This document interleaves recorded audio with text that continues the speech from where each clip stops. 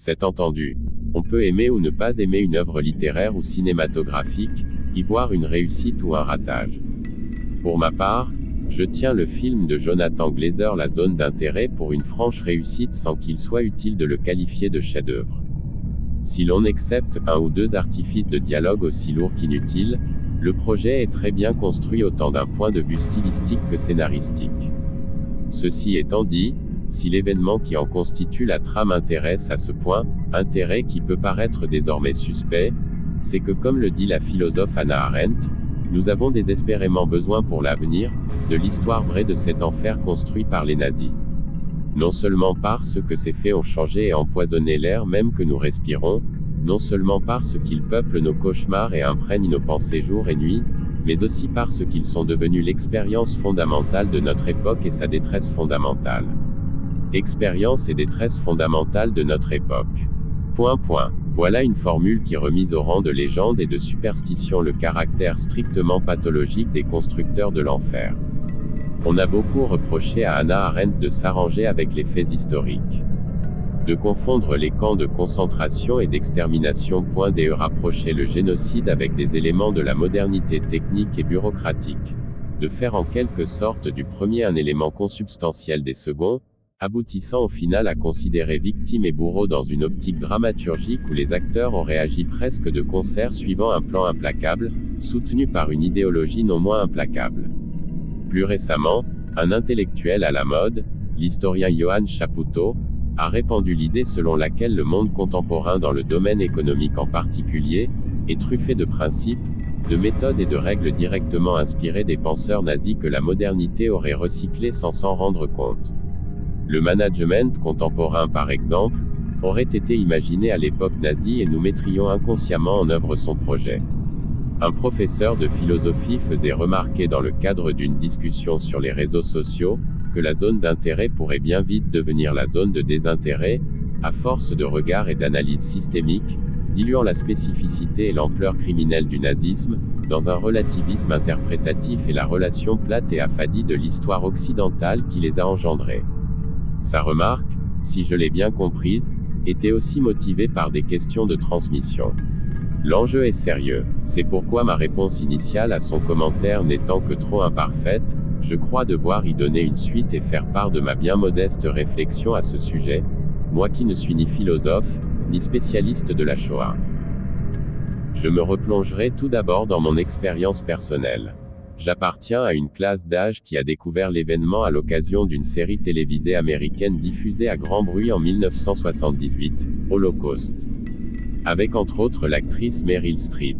À revoir aujourd'hui, cette série pourrait être rangée parmi les téléfilms familiaux du dimanche après-midi sur les chaînes de la TNT avec son narratif mélodramatique.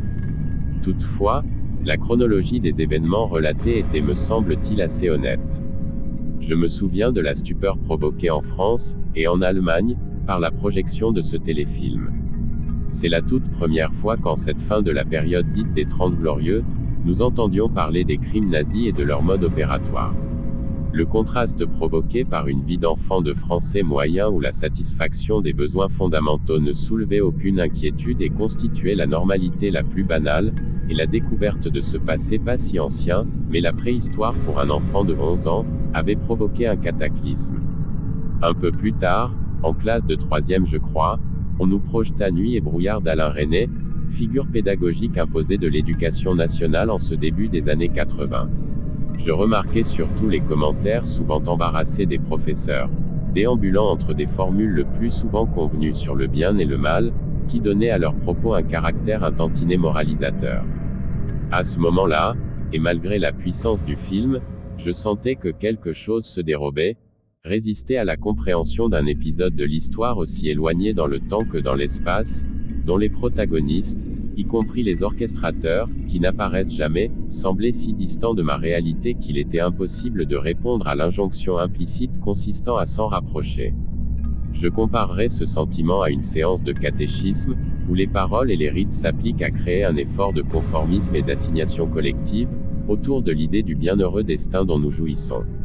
C'est à peu près au même moment, quelques mois plus tôt, que l'Éducation nationale fut enjointe par le ministère d'organiser une séance de débriefing à une heure convenue dans toute la France, et oui déjà à cette époque, à propos de l'attentat à la bombe contre une synagogue à Paris rue Copernic, le premier attentat visant des lieux israélites en France depuis la Seconde Guerre mondiale, et qui avait à l'époque soulevé une vive émotion. 4 morts et une cinquantaine de blessés. Là encore, le corps professoral chargé d'évoquer l'affaire et de susciter tant bien que mal quelques réactions, m'était apparu bien lointain et désemparé. L'enfant puis l'adolescent que j'étais recevait la narration de ces événements dans un contexte d'insouciance propre à l'âge, mais aussi peut-être propre à l'époque. La violence médiatisée était celle de l'époque. Par ailleurs, on parlait très peu d'Israël, de la Palestine. Sauf d'un point de vue factuel dans les journaux télévisés. Cela ne nous concernait pas vraiment. Tout cela pour dire que la transmission d'un événement comme la Shoah est performative dans un contexte social et culturel donné. Autant la découverte des camps de concentration et d'extermination nous avait bousculés, autant ils étaient les réalités d'une époque lointaine fort heureusement révolue. Qu'en est-il aujourd'hui? Dans quel univers psychique les jeunes, et moins jeunes, reçoivent-ils cette transmission? La violence médiatisée a explosé. Les attentats meurtriers se sont multipliés à des échelles bien plus conséquentes, la société s'est fracturée, est devenue plus individualiste, les parcours de vie sont moins assurés, les sources d'information se sont démultipliées. Des guerres sont apparues au cœur même de l'Europe, en Yougoslavie et maintenant en Ukraine.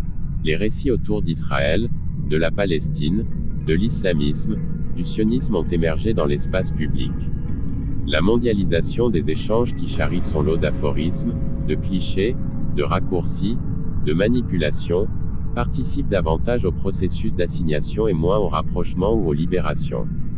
Tout enseignant et plus généralement tout éducateur, est amené à composer avec la nécessaire mobilisation d'un corpus académique qui ne souffre aucune contestation, avec les interrogations ou les indifférences de ses auditoires à un moment donné, de négocier avec la sensibilité qui est la leur capacité et surtout leur disponibilité émotionnelle. Ce n'est pas évident. Paradoxalement à ces difficultés, le travail scientifique, artistique et mémoriel autour de la Shoah, a cru de façon exponentielle en 40 ans. Le film Shoah de Claude Lanzmann, projeté au milieu des années 80, domine largement. Et il est probablement le meilleur support qui soit pour ouvrir un authentique espace de sensibilisation, accordant, et c'est le plus important, la place qui revient aux victimes, sans méconnaître les aspects organisationnels et techniques mis en œuvre par les bourreaux. De ce point de vue, Shoah marque un tournant. Pour la première fois, la catastrophe, révélée en tant que catastrophe à une échelle inédite, ouvre aux spectateurs contemporains les portes d'une réalité où les repères humains lui sont familiers. Ce qui est dit et même plus encore ce qui n'est que suggéré par les images ou les silences, crée ce lien entre la réalité vécue par les témoins et notre temporalité. En ne montrant rien du produit génocidaire mais en restituant par la parole, des laps de temps plus ou moins rapprochés du crime, Shoah atteint son objectif et fait en quelque sorte revivre l'événement à défaut de faire revivre les morts, lesquels sont néanmoins constamment présents. C'est précisément ce qu'il manquait à des œuvres comme Holocauste ou Nuit et brouillard, qui chacune dans son registre restait trop éloignée de son objet. Les faits tenus pour vrais ne devenant que des ombres historiques. C'est aussi la première fois que l'histoire percute notre espace-temps, que le spectre des acteurs, individuellement et collectivement, s'immisce dans notre monde et le déstabilise dans ses certitudes et ses croyances. Mais même cette œuvre, aujourd'hui, n'est plus assurée de recevoir l'onction de l'ordre moral et de l'authenticité. Elle n'a pas mis fin au récit complotiste. Plus décisif, le narratif historique et culturel du monde occidental, dans lequel s'enracinent les faits, s'est fragilisé dans ses principes et surtout son influence devant la concurrence exercée par d'autres aires géographiques plus bruyantes qu'elles ne l'étaient il y a 40 ans. Ne serait-ce que parce qu'elles en ont désormais les moyens. Le film La Zone d'intérêt court-il le risque par le point de vue qu'il aborde, de diminuer la portée de l'événement ou pire encore, comme des critiques l'ont dénoncé, de donner matière aux thèses révisionnistes. Ces thèses n'ont pas besoin d'un tel film pour se déployer. Bien au contraire. Le révisionnisme suit des logiques qui lui sont propres. Qu'il dénonce des œuvres démonstratives comme Nuit et brouillard ou des récits mémoriels comme Shoah, le révisionniste ne s'intéresse pas au crime par lui-même mais à ses enjeux. Nier le crime revient surtout à proclamer qu'il n'y a pas de criminels. quel que soit le point de vue adopté et les preuves avancées, il trouvera toujours des arguments à faire valoir et un auditoire prêt à les recevoir. Doit-on craindre une banalisation croissante de l'entreprise exterminatrice nazie par des mises en perspective de la banalité du mal, formule si mal comprise? L'organisation concentrationnaire et exterminatrice sous le nazisme a été longuement étudiée et est désormais assez bien connue dans ses principes, ses objectifs et son architecture. La zone d'intérêt, qui se focalise sur le quotidien de bourreaux, s'appuie sur une documentation existante. Le film met en scène les déambulations bucoliques d'un commandant de camp de concentration et d'extermination, sous l'apparence d'un directeur d'unité industrielle et commerciale, absorbé par des problèmes d'efficacité et de rentabilité. Loin de susciter un sentiment de banalisation, la monstruosité de l'entreprise n'en devient que plus éclatante, mise en évidence sous les auspices d'individus plongés dans le déni de réalité, déracinés de tout esprit de responsabilité. Déracinement préparé, accompagné, formaté par une idéologie spécieuse de réification de toute une partie de l'humanité.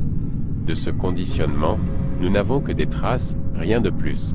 C'est ce qui peut désorienter dans ce film mais ne signifie pas qu'il participe à un processus de banalisation. Tandis qu'immédiatement après la découverte des crimes nazis, tout un courant interprétatif s'est déployé autour de concepts psychopathologiques, rassurants mais insatisfaisants, étant donné le nombre de personnes impliquées, les tendances qui ont suivi ont essayé de comprendre les conditions qui ont permis à des hommes et des femmes normaux de commettre des actions que le sens commun contemporain juge comme totalement anormales. D'un point de vue plus décisif encore, de considérer l'événement dans sa généalogie culturelle et géographique inscrivant le crime dans un faisceau d'héritage propre à l'histoire occidentale. Les théories récentes au sujet du management moderne et de son lignage avec les conceptions organisationnelles développées par les nazis ouvrent des perspectives inattendues. Proposées par l'historien Johann Chapoutot, qui s'est penché sur le destin et l'influence contemporaine d'un général SS Reinhard Ohn, recyclé dans la création et l'animation d'écoles de commerce, le concept managérial de délégation de responsabilité, faisant du décideur un responsable introuvable, serait porteur d'une filiation nazie. Constatons en parallèle que la médiatisation de ces recherches fait écho aux ouvrages récents concernant le recyclage de scientifiques du Troisième Reich par les Alliés, y compris en France. Les craintes formulées concernant ces théories, susceptibles de jeter un voile définitif sur l'ampleur du crime, étant supposé une part de la culture nazie dans tout notre univers industriel et commercial moderne, me semblent relever des mêmes malentendus concernant leur signification. Ces découvertes, si on peut leur accorder un crédit, déduites à partir d'études historiques sourcées, ne révèlent rien d'autre que ce que nous savions déjà sur l'ordre, ou plutôt le désordre, et l'organisation nazie. À savoir, le rejet de l'État et plus généralement de toute institution stabilisante, la mise en concurrence frénétique des différentes sources de pouvoir avec le dédoublement fréquent des fonctions, la dilution, la confusion des responsabilités, etc. On peut y voir des liens de filiation avec notre contemporanéité libérale et en déduire des potentialités barbares. C'est certain et peut-être devrions-nous nous y intéresser davantage. N'est-ce pas aussi l'intérêt de ces regards historiques croisés, d'inciter notre époque à accepter avec humilité sa part de vulnérabilité, de se montrer sourcilleuse à chaque fois que surgissent des intentions de reléguer des HES groupes d'individus décrétés inutiles, ou devant la banalisation de manifestations d'indifférence à l'égard de formes contemporaines de relégation, comme la précarité, l'inadaptation concurrentielle. L'émergence dans nos sociétés professionnelles de ce qu'on appelle la souffrance au travail, ne doit-elle pas aussi nous interroger dans cette perspective? Mais il ne s'agit pas non plus de nous servir de la recherche à des fins de raccourci. Tout absorbé qu'il est dans l'étude détaillée des sources écrites de l'idéologie nazie, les biographies de juristes ou de biologistes auxquelles il accorde une certaine importance, Chapoutot n'oublie-t-il pas ce que relevèrent d'autres penseurs ou chercheurs avant lui? À savoir que durant l'époque nazie, ni les scientifiques, ni les intellectuels ne jouèrent un rôle décisif dans la dynamique politique et sa frénésie criminelle. Tout au plus, furent-ils utilisés à des moments choisis comme caution ou expédient du crime. Les constructions normatives entraient nécessairement en contradiction avec ce que le monde nazi rejetait par-dessus tout, à savoir l'expression d'une pensée individuelle dans un mouvement collectif qui fabriquait des individualités prédictives, et la fixation de règles comme obstacle potentiel au déploiement d'un processus naturel révolutionnaire radical à vocation mondiale. Hannah Arendt. Les œuvres de ces 40 dernières années sur la Shoah nous ont habitués à nous déshabituer de la trop rassurante idée d'une barbarie inscrite au fil d'un récit romancé ou d'un commentaire accompagné d'images en noir et blanc. Si irréelle qu'elle semblait avoir été filmée sur la Lune. La mise à mort et la fabrication des cendres se sont par la suite incarnées dans la parole des témoins. Les faits sont apparus. De même que sont apparus tous les expédients du crime. Pour qu'il y ait des chambres à gaz, il fallait tout d'abord qu'il y eût des persécutions administratives, des relégations civiles, des arrestations arbitraires, des complicités directes ou indirectes partout en Europe. Il eût fallu que la terreur et le conditionnement collectif s'installent à différents échelons, qu'ils créent les conditions psychologiques et techniques de moindre vigilance, parfois de complaisance. Si quelque chose peut être appelé complot, c'est bien cela. Envisager sous tous les angles le crime de masse industrialisé nazi, n'est pas dissoudre sa signification dans une sorte de banalisation pour aboutir à une zone de désintérêt. C'est nous rappeler sans cesse que ces faits se sont réellement produits, qu'ils ont impliqué directement ou indirectement un nombre considérable d'individus, qu'ils ont été conçus et principalement mis en œuvre par des individus ressortissants de l'un des pays les plus modernes du monde, que tous les orchestrateurs ont toujours prétendu qu'ils n'étaient coupables de rien, et même qu'ils n'avaient tué personne. Que ces faits ont existé sur la Terre, et pas sur la Lune.